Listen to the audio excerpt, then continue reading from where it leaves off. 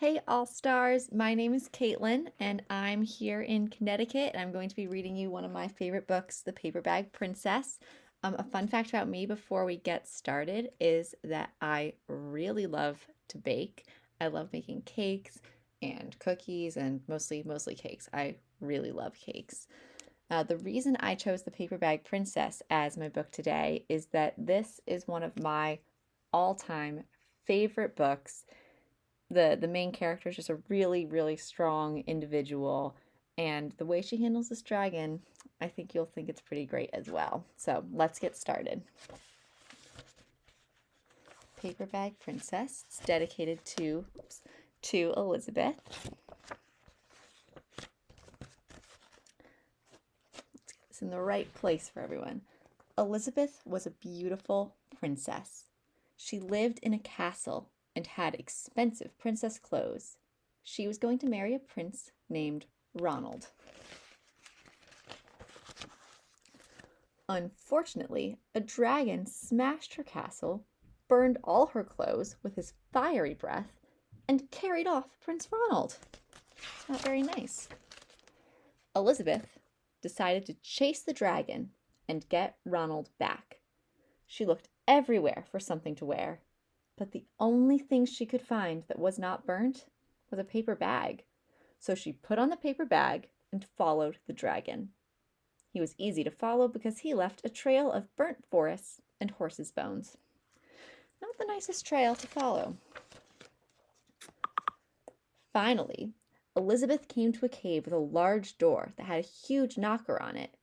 She took hold of the knocker and banged on the door. The dragon stuck his nose out of the door and said, "Well, a princess. I love to eat princesses, but I have already eaten a whole castle today. I am a very busy dragon. Come back tomorrow." He slammed the door so fast that Elizabeth almost got her nose caught.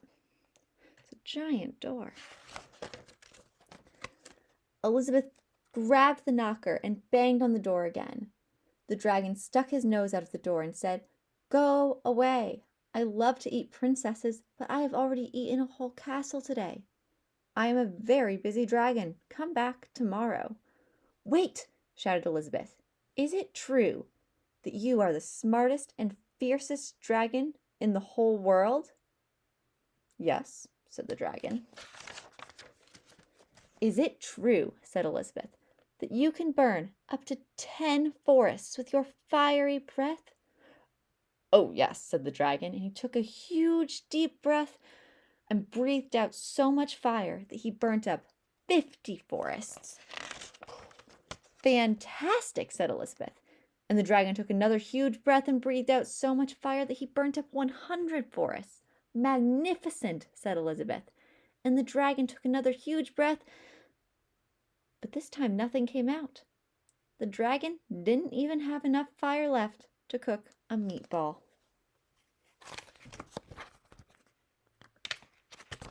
Elizabeth said, "Dragon, is it true that you can fly around the world in just 10 seconds?"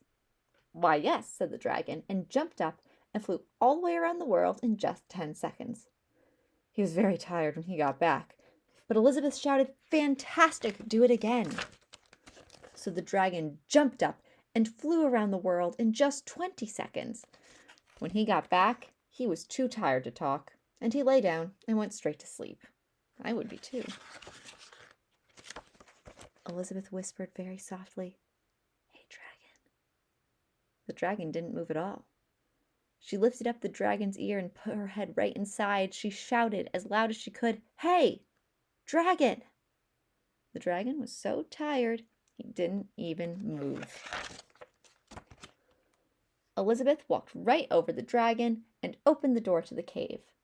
There was Prince Ronald. He looked at her and said, "Elizabeth, you are a mess. You smell like ashes, your hair is all tangled, and you're wearing a dirty old paper bag. Come back when you're dressed like a real princess." "Ronald," said Elizabeth, "your clothes are really pretty and your hair is very neat. You look like a real prince, but you are a bum." They didn't get married after all. And that is the end of the story. I hope you enjoyed it.